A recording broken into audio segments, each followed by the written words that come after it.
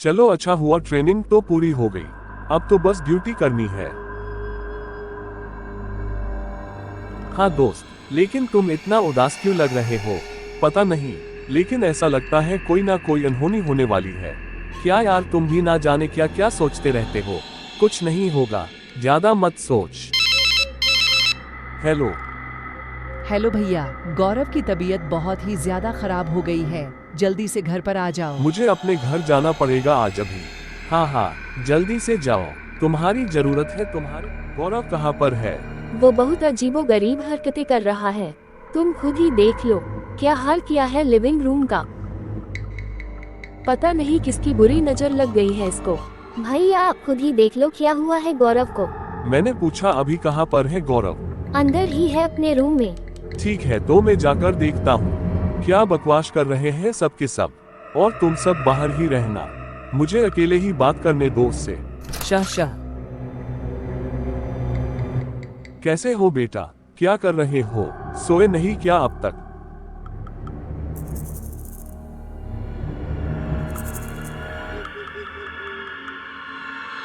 क्या हुआ, क्या बात है, इतना खामोश क्यों बैठे हो तुम? बोलो कुछ तो, सांप सूंघ गया क्या? कोई नहीं है, तुम परेशान मत हो। तुम ये अकेले अकेले किससे बात कर रहे हो? दफा हो जा और मुझे अकेला छोड़ दे, समझा? क्या बोला तुमने बदतमीज? अपने बाप से बात करनी नहीं आती क्या तुझे? ये मैंने नहीं कहा, ये तो इसने कहा। इसने किसने, और कौन है यहाँ पर? वो सब जगह है, अब वो यही मेरे साथ रहेगा। अच्छा, लेकिन मुझे तो यहाँ हमारे अलावा और कोई नहीं दिख रहा।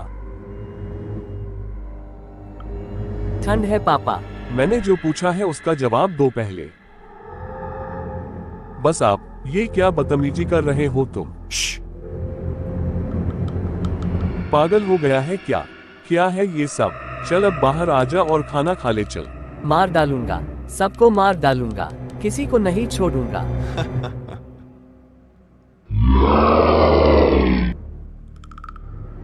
ये क्या था? कैसी आवाज थी ये? कौन हो तुम? क्या था ये? जब एक बार में मैंने तुमसे बोला कि दफा हो जाओ यहाँ से, तो एक बार में तुमको समझ में नहीं आया था क्या बुढ़े गुसर साले?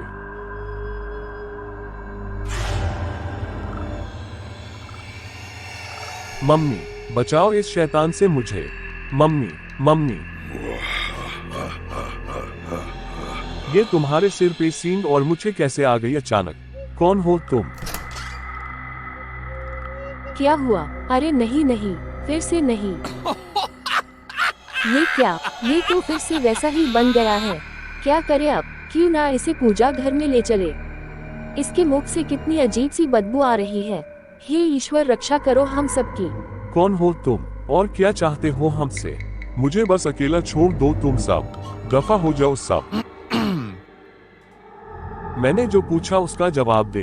कौन हो तुम, और क्या चाहते हो मेरे बेटे से? मैंने कहा जवाब दो। क्या बिगाड़ा है इस बच्चे ने तेरा? कहां से आया है तू?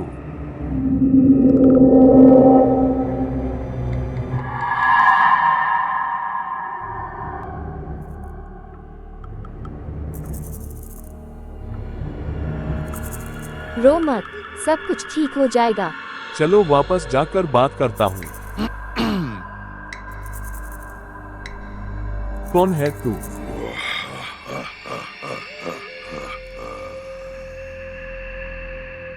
मैं हूँ कालनाथ, और मैं इस बच्चे को नहीं छोड़ूंगा। मैं इसको अपने साथ ही लेकर जाऊंगा, क्योंकि इसने मुझे जगह दिया है।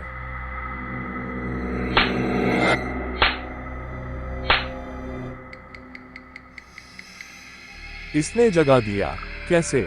जाओ और जाकर मेरे लिए एक मटकी शराब लाओ तो मैं इसको जाने दूंगा, नहीं तो मैं इसको अपने साथ ले जाऊंगा। जाओ अब जाकर जल्दी से लाओ, और दफा हो जाओ अब। ठीक है, मैं लाता हूँ। उसने बाजार से एक मटकी शराब मंगवाई है।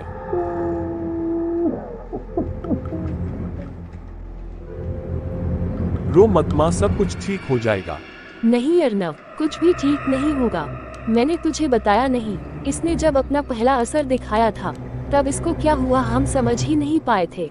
इसके के साथियों ने हमें बताया उस दिन गौरव के ऑफिस में मीटिंग थी।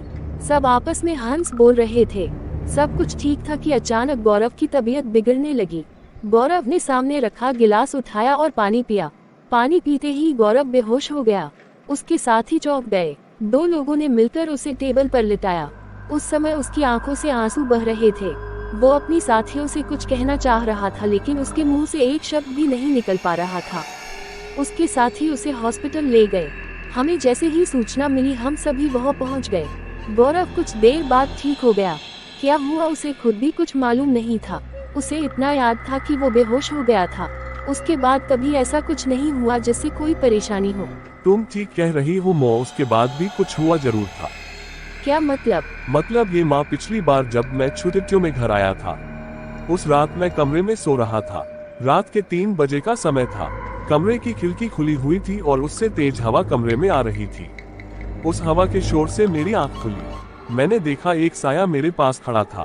ध्यान से देखने पर भी मैं उसका चेहरा ना देख पाया। उसके चेहरे पर कालिक के अलावा कुछ ना था। उसका शरीर धुएं जैसा था। अचानक वो साया बादल की तरह तैरता मेरे पास आने लगा। मैं घबरा गया और अपनी चादर में मैंने अपने आप को समेट लिया। वापस देखा तो वो साया वहां नहीं था। इसे अपना वहम मानकर मैं भूल चुका था, पर अब गौरव के हालात देखकर लगता है कुछ तो जरूर हुआ है माँ। जी श्रीमान जी, बोलिए क्या लेंगे आप? मुझे जल्दी से एक मटकी शराब भर के दो अभी। लेकिन श्रीमान मटकी में ही क्यों, गिलास में पीजिए। नहीं नहीं, समझने की कोशिश करो। मटकी नहीं चाहिए मुझे तो, इसलिए मटकी में ही दो। लेकिन श्रीमान मटकी तो हमारे पास नहीं है।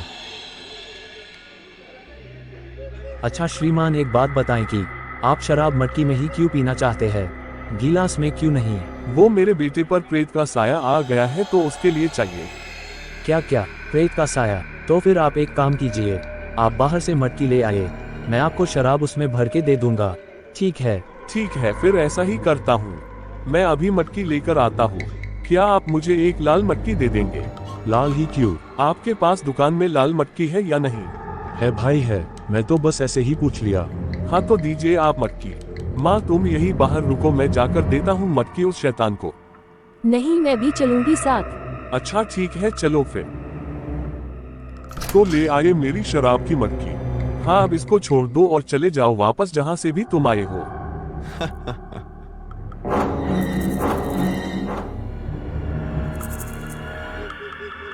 क्या हुआ था मुझे? पापा आप यहाँ कब आए?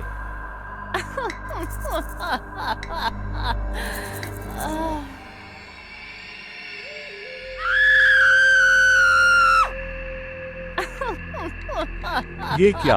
अब माँ को क्या हुआ? कहीं अब वो प्रेत शैतान कालनाथ माँ में तो नहीं आ गया?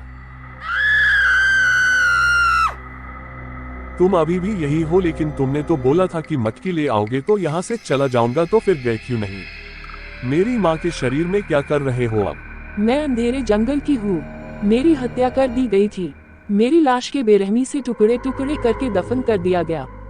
मुझे इंसाफ चाहिए। मुझे जहाँ गाड़ा गया वह ये लड़का पेशाब कराया। मैं सोई हुई थी, इसने मेरा अपमान किया और मुझे जगा दिया।